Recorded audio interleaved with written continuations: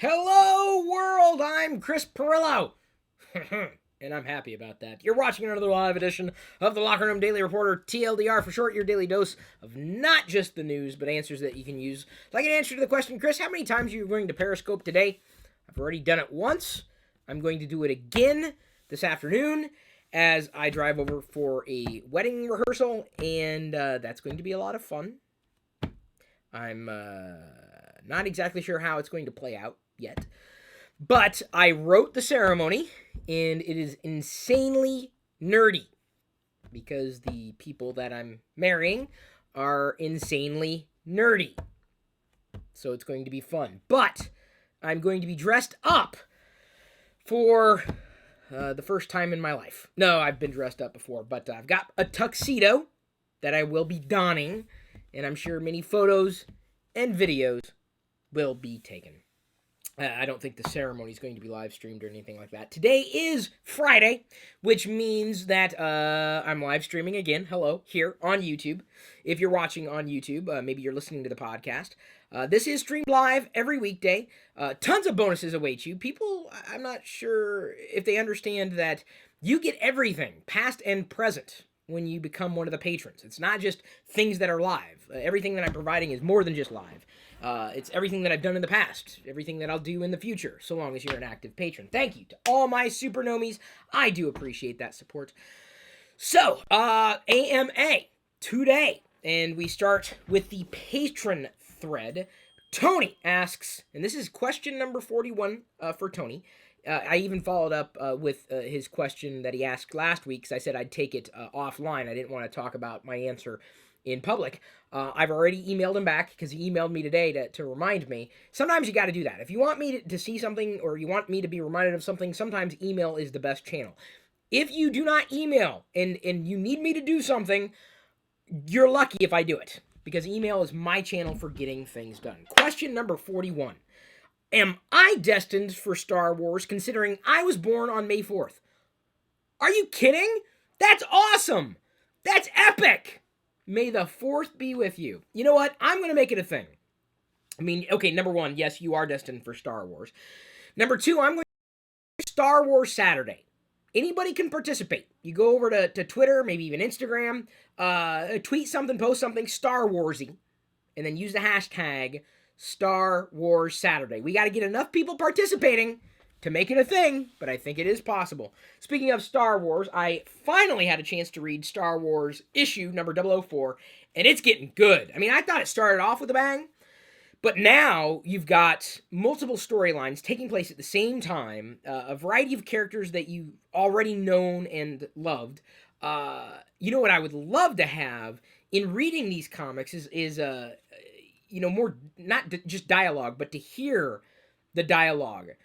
Sometimes that is, in my estimation, what's missing from comics. Like, when I read Darth Vader's dialogue, I can hear his voice. When I read Leia's dialogue, I can hear her voice. Luke, I can hear his voice. But, there are a few Rhodians in this issue, and I can hear Greedo's voice, but not in Huttese. Or Jabba's voice, and I can't hear it in Huttese. So I kind of want that. I know it wouldn't exactly help the story along, because you'd have to get the Huttese, you have to say it or pronounce it correctly, and then have the English translation, because I'm assuming most of us do not speak Huttese. I do not either. But this is a good issue. Issue 004. A fantastic issue. The best issue I've read thus far. I would say the Star Wars 004 is a better issue than Darth Vader 004, which I talked about yesterday. Even though that's good, and it's Darth Vader at its core, but it's still kind of getting started. Darth Vader's taking a little while, and even Princess Leia is trailing Darth Vader in terms of story and where it's going and involvement. This, however, if you wanted to get going on a Star Wars comic series, now is the right time. 004, fantastic issue. This is getting good. It's getting good. Question number 42 from Tony. See, this is how long he's been with me, asking 42 questions that I've answered. I should have answered all of them. Where do you get your info on national days, like National Bacon Day and Pancake Days, or Google Calendar link you can share with us? I think I just watch Twitter. If someone else doesn't find out before then, usually you'll see a popular hashtag, or someone will be saying, "Hey, it's National X Day." I'm like, "Really? Cool." And then I jump on the bandwagon. It's kind of fun to jump on the bandwagon. Bandwagon. That's a thing. Bandwagon. Especially when I can't say it. Bandwagon. There, I said that properly. So it's a good thing to kind of pay attention to the flow of what's happening on Twitter. I'm very selective in terms of who I follow, and I probably unfollow people more frequently than I follow them. I'll follow them because I'm like, okay, well, I think they're interesting. They usually tweet interesting things. They're knowledgeable. They're insightful. They're funny. Whatever it happens to be, because I have a different reason for everybody. I don't always follow the same type of person. But, you know, it's difficult sometimes to discover new followers. So the best way that I've found for finding new qualified followers, forget those services. You know, the autofollow services, they're all junk. In fact, here's the thing. I followed people because I really genuinely like what they tweet. But if they autofollow people, like, you know, en masse, I will likely unfollow them. And I know they do this because the tool I'm going to recommend is TweetDeck. Now, this is a tool from Twitter, not made originally by Twitter. It was an acquisition. They've got a column that shows you all the activity. So all your followers, when any of your followers favorite a tweet, when they follow someone new, any kind of engagement will show up in that column. So I find out about related people and interests specifically through that column. It is the most valuable column in Twitter, in TweetDeck, outright. So I really like TweetDeck a lot. No doubt about it. It is the best Twitter tool, at least on the traditional desktop, as far as I'm concerned. So, you know, normally I follow, you know, people are generally pretty engaged, and every so often you'll see a handful of tweets saying the same things, National Bacon Day, National Pancake Day, etc. Or you might see something ahead of time saying, tomorrow, hey, it's tomorrow and it's this day. Then you kind of, you think through, you know, what you might want to share if you have anything to share, and then do it.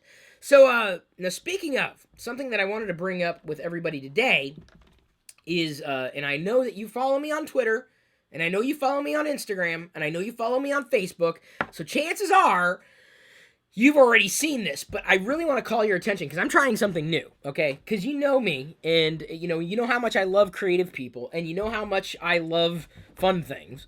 I'm trying something new with a hashtag I've never really used before. Hashtag LockerGnome. You got my handle, right? LockerGnome. We got the blog on LockerGnome.com. I've got to post today's toy photographer because these people are creative. I really like what they do. They're very inspirational. It's fun. You know, this secret life of toys kind of thing. So I posted a photo last night of Homer Simpson walking through the forest of sorts. Not really true forest. Let me go ahead and hold it up to the camera there if you are watching the video. And sorry, the brightness just automatically adjusted itself. So Homer's in the woods, and he's got his remote control in his donut. And he's saying, "Where's the TV?" in Chris Pirillo's best Homer Simpson voice. And then I wrote, this week's toy photography challenge, I'm challenging now, is Homer away from home. Post your photo or photos to social, tag them with hashtag LockerGnome, not at LockerGnome, hashtag LockerGnome, and I'll select my favorites to embed on a blog post on LockerGnome.com a week from now. So check this out. I've already got the attention of at least 3 toy photographers. People who take pictures. They put Homer Simpson and he's running ahead of AT-ATs there. That one's fun. And there's Homer amongst dandelions. Everyone seems to have a Homer Simpson figure. And if you don't, go out and get one and participate. Next week's toy challenge be something different. I'll pick another theme. Beer, or trooping on in this. It'll be a stormtrooper thing. So the idea is the hashtag LockerGnome could increase participation, allow me to discover amazing content creators, kind of give you a focal point to do something with, and you know, just to meet new people. So I follow interesting people. That is how I discover these national days. There's no Google Calendar to subscribe to. Question number 43. What word processing or note-taking app do you use on your iPhone? Why? What browser do you use and why? You know, honestly, I use so many of them. There's not one application that works for me across the board. I use a variety of services. Rarely do I use a standalone app anymore. If it's not ever connected wherever I could get to it, I'm not going to use it. Web browser is usually the default web browser on any platform. That's just how it goes. And I know there's a benefit of trying alternative web browsers, but that's usually what I use. Just because it's baked in, it's simple, it's easy, it's straightforward. So unfortunately, because of this, I don't have a single answer for you. Ultimately, I look for simplicity. I really do. Simplicity is the key that drives my engagement. The more complex something is, the less likely I am going to be to use it. Honestly, and it's got to be a good, oh, wait, whoa, look at that. Good start on your stand goal. But I didn't stand, how long, I've been sitting here for, how long have I been sitting here? 10 minutes. Oh, I've been meaning to do this. Hang on just a second. I'm going to start a workout here. I wanted to do this yesterday and I totally forgot. Workout on my Apple Watch here. Give me a moment, folks. Other? Because I don't know what to call this. If you work calorie readings odd, okay, so how do I want to do it? Set time. Let's go 20 minutes. Start. So I promise to do 20 more minutes. This is my workout. Doing a live video on YouTube or for the podcast. I should have started this 10 minutes ago. I apologize for that. Question number 44. Would you be interested in reviewing some potato chips and instant noodles and hot sauce that are super popular in Korea? Could you provide me with an address where I may send them to? Yes, absolutely.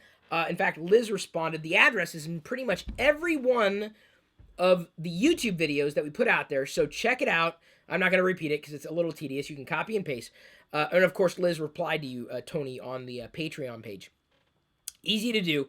I'm very, very hesitant about opening packages if I do not want to know where they came from, who sent them, why they sent them.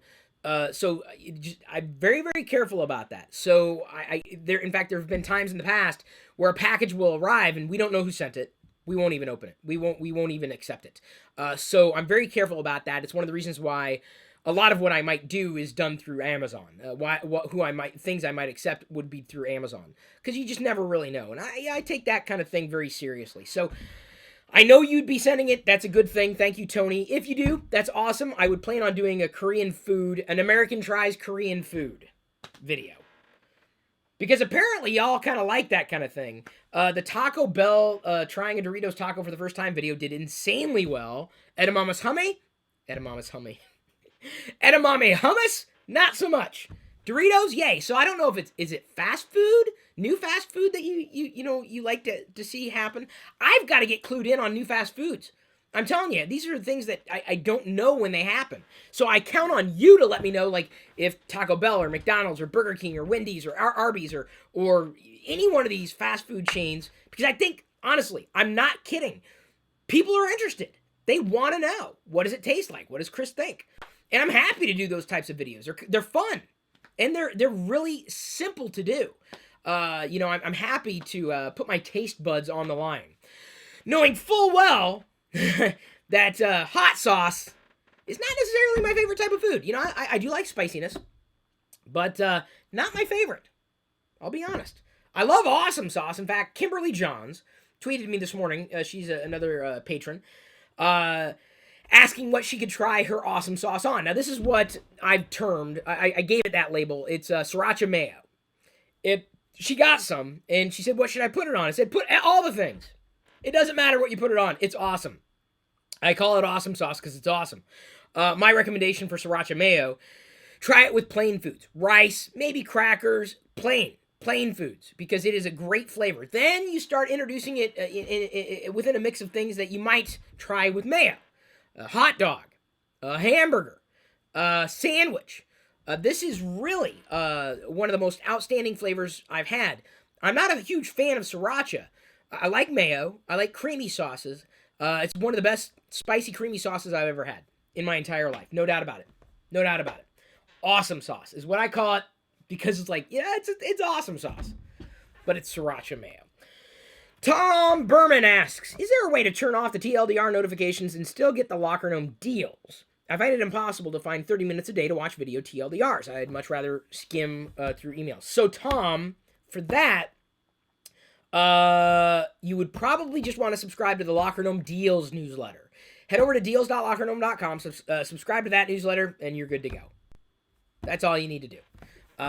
So if you missed this response, Tom, I will post a reply, or Liz will post a reply if she gets it before me, to that thread on Patreon. But we've got a deals.lockergnome.com newsletter that's just that. We've got a classic LockerGnome.com newsletter that's kind of a mix between all things in terms of what we do across the LockerGnome universe, the content that we share on a daily basis. So this is really the best way we can address a wide audience. Some people just want deals. Some people want all the things. Some people want some of the things. It's kind of difficult to know what people want, but that is your response. Now, speaking of fun food, before I forget, and deals.lockergnome.com, I did want to bring up the fact that I did post my bacon beer Rogue Voodoo Doughnut bacon maple ale review. Bacon beer. I tried it. And that video has now been posted to my classic channel, which I assume you're subscribed to, and I assume you're watching. We've also posted my Hickory bacon mustard review, the Beaver brand. And that's, fun food, fun drink, bacon-esque. I like the bacon stuff. Not bacon-flavored anything. Bacon flavor is not bacon. Okay? So I appreciate when anybody makes a recommendation like bacon-flavored something. No. Let me just stop you right there. No is the answer. No. It tastes like a part of the pig that I'd rather not eat. Not bacon. Bacon flavor is not bacon. Bacon inspired is not bacon. So, Nexus 5 with 1 year unlimited talk and text from Freedom Pop, 65% off. Here's the Nexus 5, my Nexus 5. Hang on. Here I go. Can't believe I'm about to do this live. I'm going to do it. We'll do it live. Here I go. If you're listening to the podcast, you're really going to want to see this because I'm putting on a pair of headphones. Yeah? Am I doing it right? Is this right? I don't understand why people like these. We've also got a Huawei watch giveaway. That is free. It is a giveaway. Nexus 5, a deal, and then the PC. Inside and Out, Part 1, chassis, power supply, and motherboard. In case you wanted a starting point, it's a free ebook you can get. Not as comprehensive as you might find on the YouTubes. Still, something there. And it's something for free. You may be a digital hoarder. You can get it right now. It's easy to do. Deals.lockergnome.com. You thought I was going to get away through an entire broadcast without mentioning the deals that we have. Oh, silly you. Kimberly Johns asks, my kids have ever only seen Star Wars Episode 4. When getting them to watch the movies, should I go 4, 5, 6, 1, 2, 3, or 1 through 6? I think from release order, but others have said chronological order, opinions. Now, Adam Toms replies and said, I'd go with 4, 5, 1, 2, 3, 6. Prequels work as well as a long flashback, and it doesn't ruin the ending of Empire. So, there's those orders, absolutely. You could also research the Machete order, which I believe is 4, 5, kind of throws out 1, 2, 3, and then 6. That's close to Machete order is the one that Adam was referring to. Personally, though, I'm a fan of 4, 5, 6, 1, 2, 3. And that's how I experienced them with Diana for the first time. Well, her first time, of course.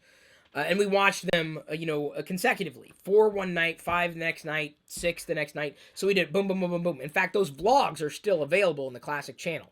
I think, what was it called? How to Throw a Star Wars Party was the first one, and then you go from there. So really, it's, I think it's up to you. But my feeling is to do it in that order, if only because production-wise it makes sense. And you just get a better feel for the experiences. The original experience is 4, 5, 6, and then the backstory in 1, 2, 3. So there's no one right way to do it at this stage, but that would be my take. That would be my feel. That's how I would do it. Not chronologically at all, because here's the thing. I have issues with prequels because I'm just not emotionally connected to many of the characters, if any of the characters. I appreciate the visuals, but I don't necessarily feel like I'm connected to anybody on that screen. Largely thanks to the lackluster writing, lackluster acting, lackluster dialogue, a lot of lacklusterness in the prequels. So I feel I had a deeper connection with what was happening in the movies because of the context I had with 4, 5, and 6. And caring about those characters. Wanting to know origins. Wanting to know more. So that's why I say 456. You know, that's the crux of the Skywalker, well, at least Luke Skywalker arch. With 1, 2, 3, it becomes more of a Anakin Skywalker's or Darth Vader's arch. So it's kind of interesting, that context there. I'd also recommend reading the Star Wars ring theory, which I've talked about before. Mike Klimo, or Klimo? I'm not sure how to say his last name. Never really said it aloud properly. I tag Mike all the time when I talk about Star Wars ring theory. Even though it's not his crowdfunding project, there are a group of people that are going to be doing or plan on doing basically a documentary about the Star Wars ring theory. And I supported it. In fact, I think I did that yesterday or the day before. So I read that, and it changed my mind about the prequels. But it also made me appreciate the way that I took it in order: 4, 5, 6, 1, 2, 3. You could ask Diana what she thinks. She may have a different perspective. I like the prequels more watching 4, 5, 6, 1, 2, 3 6 nights in a row than I did watching them standalone. I appreciated them more seeing them again, but with someone who'd seen them for the first time. You know, I had to stop seeing things holding on to things so closely. I wanted to see things through her eyes, and so you know that's my perspective on it, Kimberly. Ultimately, I think starting with 4 was the right thing to do. 4, 5, 6, 1, 2, 3 is, I think, that's my choice for the best way to go. Adam Toms asks, "Hey Chris, hope you're well. With the 12-inch MacBook now available, what do you think is the future for MacBook Air line? Will we one day see Retina? Or would Apple worry about taking sales from the new model?" Apple is always cannibalizing its own sales. Always, always, always, always, always, always. It's got to. So I believe the new MacBook is more MacBook Air-esque than the MacBook Air. So I believe the MacBook Air is going to get phased out. I really do. I think it's just going to be MacBook. Forget Air. It's just going to be MacBook. You're going to have a MacBook and then a MacBook Pro. And you're going to have a super, super slim portable model. It's very, very limited. And then you're going to have a Pro model for the people who need powerhouse, especially when they're going from point A to point B. I don't think that's ever going to be eliminated because it wouldn't be practical. So you've got your kind of like you've got your Mac Mini, very, very simplified. You know, bring your own monitor, bring your own keyboard, bring your own input device like a mouse or a trackpad. You've got the iMac for an all-in-one desktop, and then you got the Mac Pro for more processing. So they're always going to have a Pro line. Apple's always going to have a Pro line. I can't. Okay, let me put it this way. I can't predict the future. I believe Apple is always going to have a Pro line. Always. No doubt in my mind. If only because they are going to be addressing or needing to continuously address that part of the marketplace. So is the new MacBook something for enthusiasts? No, absolutely not. It's for someone who's keen on traveling, doesn't care about performance. That's a lot of people. You know, they're going to browse the web, upload some photos. Very, very, very simple. Very straightforward. Very, I would say, rugged in the sense that, you know, it's an Apple product. You know, nothing is impervious for to damage. The MacBook is going to kill the MacBook Air. That's my prediction. The new MacBook will kill the MacBook Air. In fact, that'd probably be a great title for this TLDR, even though this is just it's just one answer that I'm providing here in the broadcast, later on in the broadcast. Sorry about that. I just got to the question. What do you want me to do? So it makes sense to me because it would be very difficult to decide between the MacBook Air and the new MacBook. If you think about it, which one's going to win? One with better battery life, potentially, more power, potentially, better screen, potentially, portability, potentially. I think as technology advances, it becomes more affordable, it becomes more usable, and I think that is going to kill the MacBook Air. Eventually. Today, no. 3 years from now, I would be shocked. 3 years from now, I would be shocked if the MacBook Air never saw another revision and it was phased out in the MacBook, the classic MacBook idea, or what we see in the new MacBook. Because that's what it's called. It's called MacBook. It was a shock to me as to why they didn't call it MacBook Air, but they're going to kill Air. They're going to kill it. It's just going to be MacBook. And you're going to have MacBook, and you're going to have MacBook Pro. I'm more of the MacBook Pro kind of user because I'm using a MacBook Pro to process this. I don't think a MacBook Air or even a new MacBook can handle it. There's a lot going on. I use the MacBook Pro. I think it's a Core i7. Hang on, I'll tell you exactly. Give me a second. I don't know if I've ever done a review on this. Oh, actually, I did. If I didn't do a review, I did an initial impressions or an unboxing specifically for patrons. I also talked about the iMac, but I don't know if I've done a review on each one of them. I guess I might have to do that. Give me. There's not enough time in the day, but I've been using it for a while. So this is Retina 15-inch mid 2014, 2.8 gigahertz Intel Core i7, 16 gigs, 1600 megahertz of DDR3 RAM. It's a GeForce GT 750M with 2 megs of RAM. So it is spec'd out because it's a processor. It's a daily driver. I use it to edit video, vlogs, any kind of intensive processing. I use the notebook computer for one reason. I can't move that MacBook around. Or, sorry, that iMac here, I can't move it. It's stationary. I'm not going to travel with it. Can't go to the other room with it. I can't with a MacBook. So all my files that I have and need for processing and editing, it's just constant churn. Oh, by the way, it's a 1 terabyte SSD inside the MacBook. I mean, I had enough space.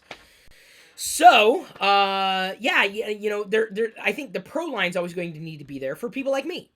Because I'm going to be doing a lot of processor and memory intensive tasks, video editing.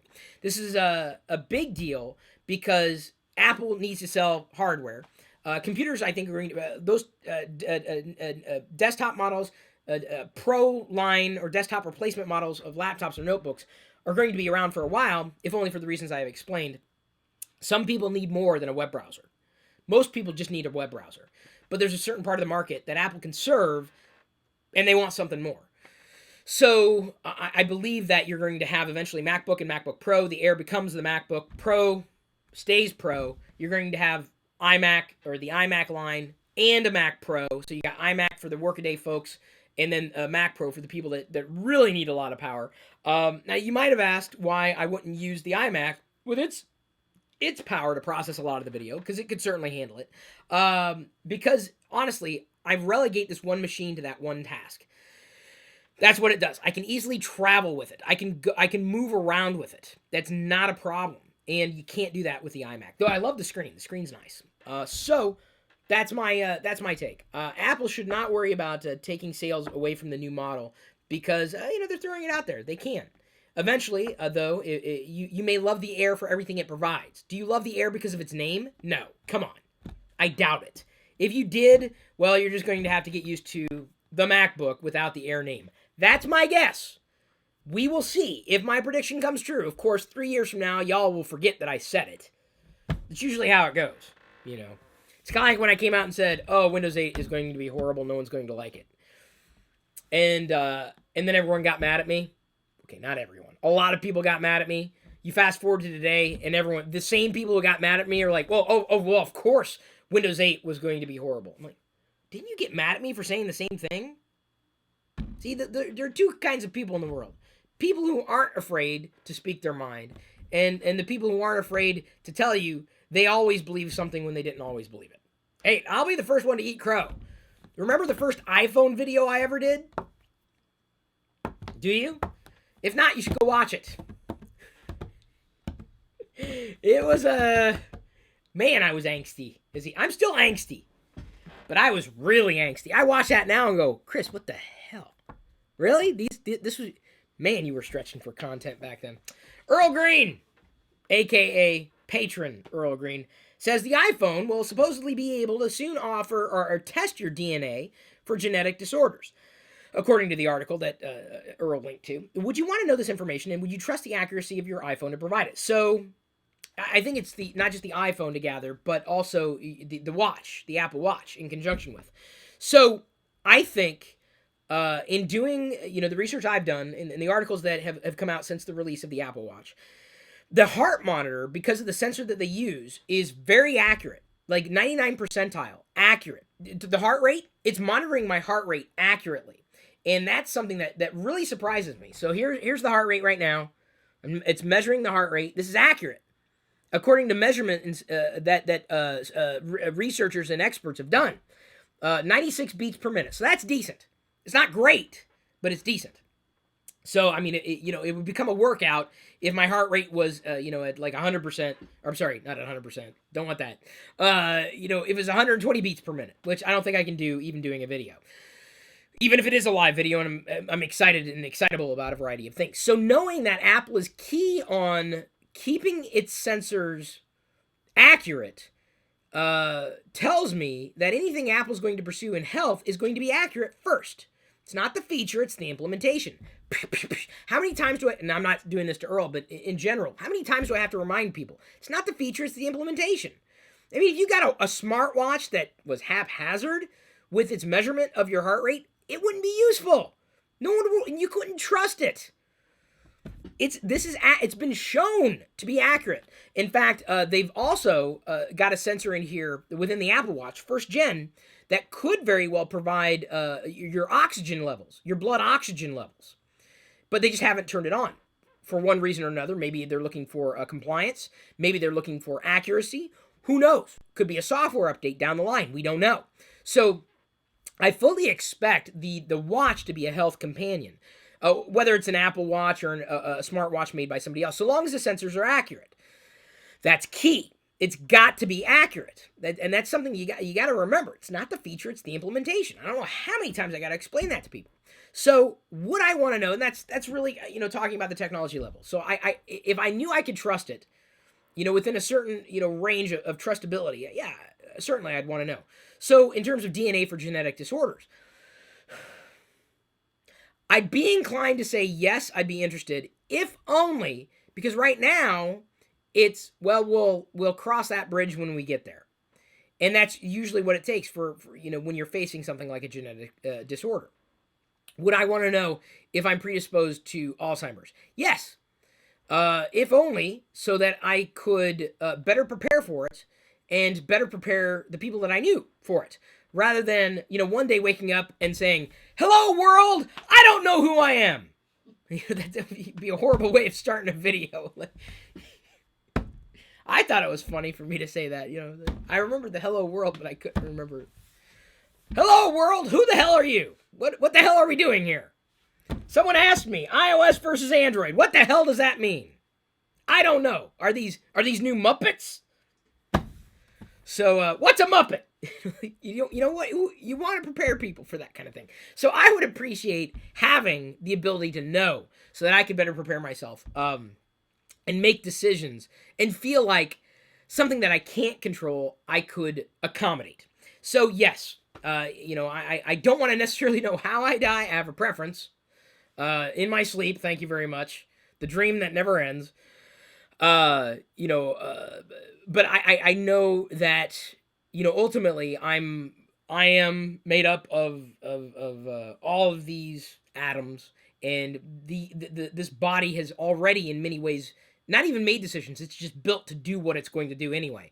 The more I know, the better informed I'm going to be, the better decisions I can possibly make. Even if that meant or spelled out, massive problems down the line, because I could better prepare. I mean, would you rather better prepare for a disaster or wait until disaster strikes? It's kind of the same thing. That's the way I accommodate it. Or stressing out, thinking, am I going to get Alzheimer's? Am I going to get Alzheimer's? Well, the good news is, when you have it, you don't know what you got. That wasn't as funny. I'm sorry. I'm not making fun of the people who have Alzheimer's, but they'll forget it in a minute, so it's not a big deal. Or all the people who, sorry, who know someone who has Alzheimer's. Just, sorry, not trying to offend. I'm just trying to, but that's, I'm just, as far as I know, hell, is Alzheimer's even genetic? Hell, I don't even know. Being an ass is, I can tell you that much right now.